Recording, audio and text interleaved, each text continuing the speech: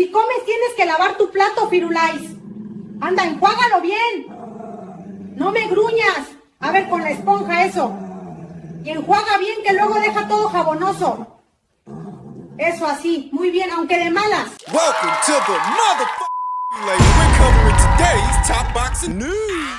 Okay, we'll start with this. It would seem that UFC import and Liverpudlian Molly McCann is set to make her 5th ring appearance on the undercard of Katie Taylor's Swan Song in September, and she will be facing the United Kingdom's own Sylvia Doligala. In a bantamweight contest scheduled for 8 2-minute rounds, Molly McCann, 36 years old, to her opponent, who is 31. Having officially separated from the UFC and mixed martial arts, Molly's been trying her hand at boxing, and so far, she's 4-0 with 1 recorded knockout. Now, from what I've seen, she's a crowd pleaser due to her limitations, still learning on the job in a manner of speaking, still adapting. She's an action fighter, but she's an action fighter with many fundamental flaws that she has to work on fight by fight, facing an opponent now that is not only younger, but more experienced in a boxing ring than she is, because Sylvia has noticeably more fights than Molly. Molly's only got 4. Sylvia's got 3 times as many at 12, sporting a professional record of 8 wins with 2 losses and 2 draws,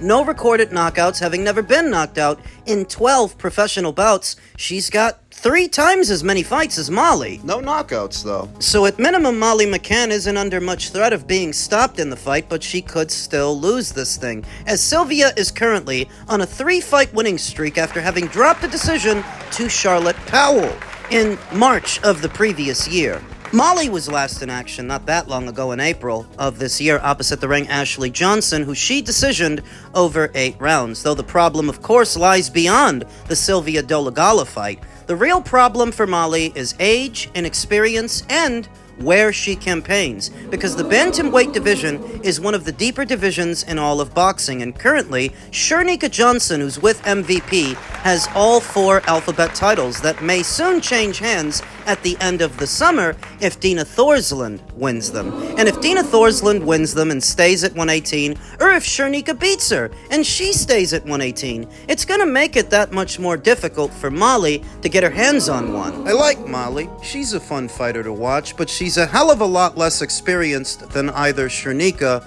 or Dina, both of which are also younger than she is, so I don't give her any kind of odds against either of those fighters, that so long as they stay champions in this division, she won't be. Not here to tell you fairy tales or whisper sweet nothings in your ear. I'm here to tell you the truth, and the truth is, so long as those 2 champions are there, Molly McCann doesn't stand much of a chance of becoming a champion here. Her best bet is if the winner of their fight leaves, moves up to super bantamweight afterwards, and the titles go vacant. And even then, it's not a guarantee that Molly wins one because of who she might encounter along the way. This is a very deep division. Never mind the champions, one of the contenders might end up beating Molly McCann. That's why it's imperative that she pack in as much activity, as many rounds as she can, calendar year by calendar year, because she's already 36 and she only has 4 fights. Well, if it's gonna be as difficult as you say for Molly to win a title, then why did Eddie Hearn sign her? For sort of the same reason that he keeps the white rhino around,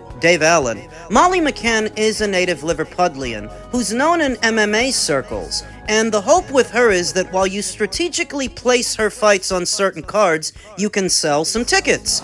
In doing so, that's the basic idea, that even if it is difficult for her to get to a title, on the back of her notoriety as an MMA fighter, maybe you can sell some tickets. That's why he keeps Dave Allen around, because no matter how many times he loses, he's a draw over there in the UK, a domestic one. It's a tall order for Molly McCann to cross over from MMA to boxing at this age and become a champion, though for now, the challenge lies ahead with Sylvia Doligala in September on the undercard of Katie Taylor versus Flora Pilley. We'll see how Molly makes out. Men's welterweight news. The WBO gives Haney and Keyshawn Davis 20 days to make a deal before it goes to a purse bid. The 147-pound champion and his #1 contender are now on the clock. They have 20 days to voluntarily agree to a deal, or the WBO will order a purse bid that will favor Devin Haney by a 75-25 split. All the more incentive for Devin to drag things out and actually let it go to a purse bid, because if it does,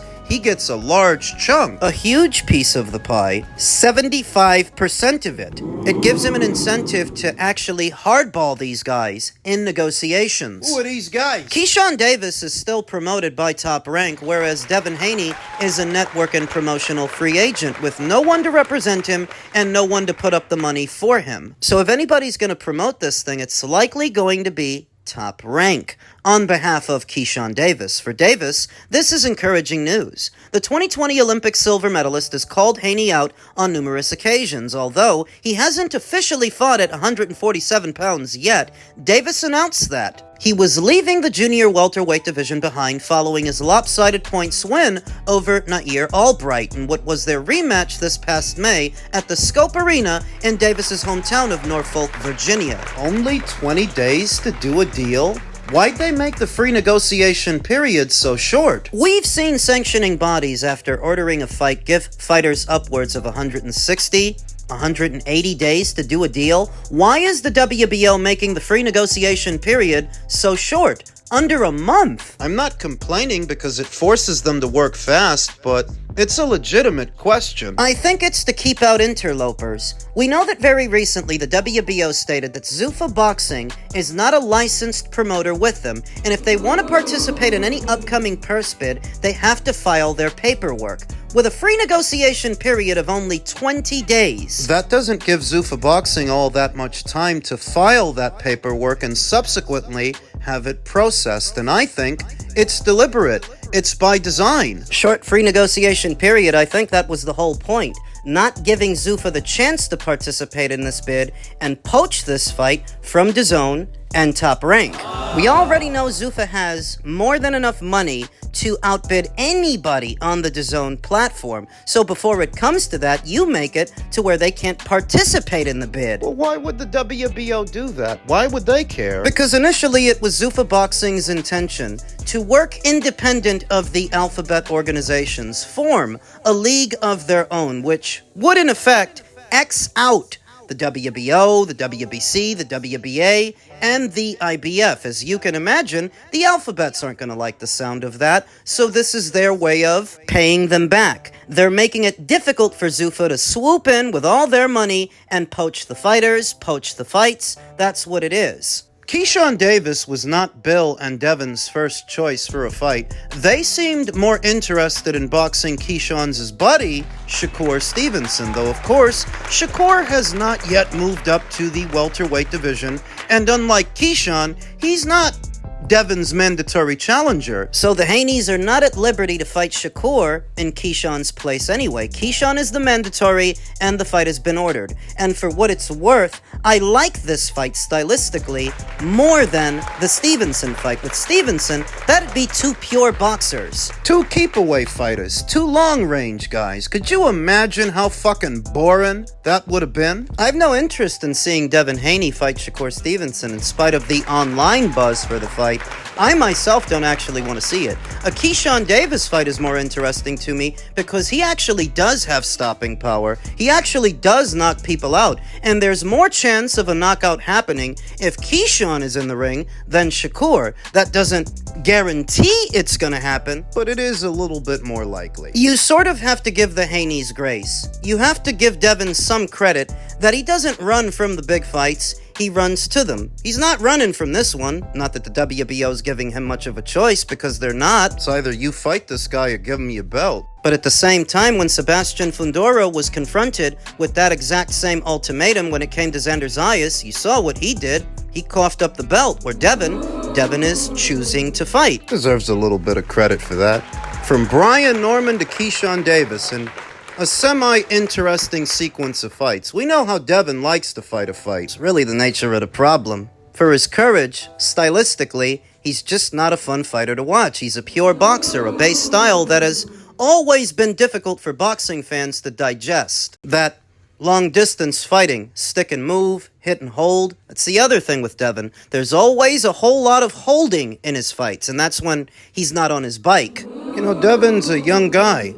Already a 3-weight world champion, having been undisputed in one, and he doesn't run from the big fights, he seems to run towards them. So if there's any criticism you could levy, it would be that. It's his style. It's just not easy to digest, least of all for the casual observer that doesn't normally watch boxing. You don't show them a Devin Haney fight and all of a sudden they become a boxing fan. Least of all after a fight like this past weekend's fight with Jaron Ennis and Xander Zayas.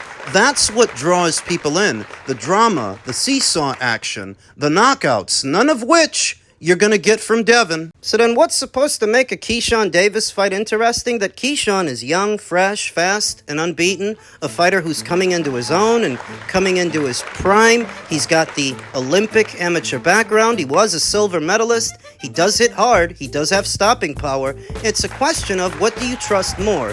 Keyshawn Davis to stalk and walk down Devin Haney, or Devin moving and punching and outboxing him? Experience would have to go to Devin Haney. The stylistic matchup favors him also. Pure boxers like Devin usually have the drop on boxer punchers like Keyshawn. Keyshawn's not a pressure guy. He doesn't throw all that many punches per round. He's methodical, just like Devin, but that plays into Devin Haney's hands. When you're only throwing 1 and 2 punches at a time, those quiet moments in a round usually favor the pure boxer. So the hope for Keyshawn has got to be that he's not limited to just being a boxer puncher, that he, like some fighters, very few, can hit that switch to where he starts applying pressure, cutting off the ring, cutting off Devin's exits if he gets on the move, forcing him to trade punches in the pocket, that he's got the hand speed and foot speed to keep up with and keep on Devin Haney. Not everybody has it. 2 separate base styles. I think in this instance, Canelo would be the best example. At 154 and 160, Canelo was more of a boxer puncher, but when he moved up to super middle, started fighting more like a pressure guy because he had to. So many of the fighters that he encountered at super middle being taller and longer and mobile, he had to switch over to being more of a pressure guy to walk those guys down. Keyshawn has to be able to do that if he is going to fight Devin. The occasional 1 or 2 punches at a time looking for holes in the guard won't be enough. As a pure boxer like Devin, seldom ever takes any chances, seldom ever gives you any openings, so you have to go out there and create them. You have to force him to fight. Tail of the tape, they're about even. They're about eye level to each other. In terms of wingspan, their dimensions are also comparable, so nobody's got size over anybody else. Know that Devin Haney puts on a great bit of weight once he rehydrates the night of a fight, but the same can be said for Keyshawn Davis, with the difference being he actually has stopping power. He actually does knock people out. I think he packs a big enough wallop that he could definitely hurt Devin and stop him, but he has to be able to deliver that power. He has to be able to get to him, because power counts for nothing, power alone, if you can't land. So we'll see if he can once this fight is made. Elsewhere in the world of boxing, if you even want to call this that, Adrien Broner found out he's back to millionaire status again as a result of his streaming stint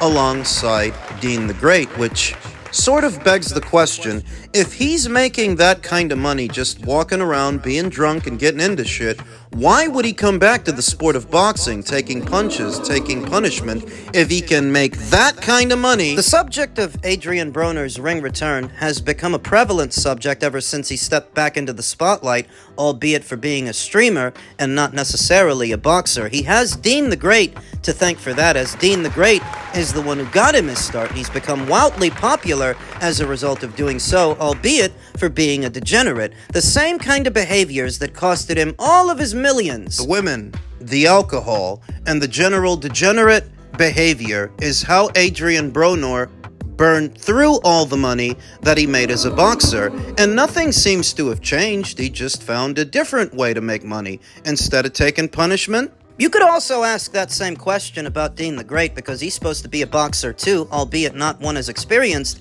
as Adrien Broner. He's not accomplished anywhere near as much as a boxer, but you could ask the same thing. If Dean the Great is making all this money as a streamer, why would he come back to boxing? Now, people tend to romanticize the overall goal of the prize fighter, of the pugilist, looking at it through rose-tinted lenses, as if everyone has the ability of a Crawford, of an Usyk, of an Inoue, when in reality, Most fighters don't. And for most fighters, boxing is just a means to an end, to make ends meet. In other words, it's not everybody's goal to become a 3-weight, 4-weight, 5-weight champion, undisputed, Ring Magazine lineal. For Adrien Broner, who's already in his mid-30s and has already been a champion at 4 weights, I think it would take a lot of money to get him back in the boxing ring. And to box who? I would sooner expect Adrien Broner, at this point, to become an influencer boxer and join the influencer circuit, misfits and things of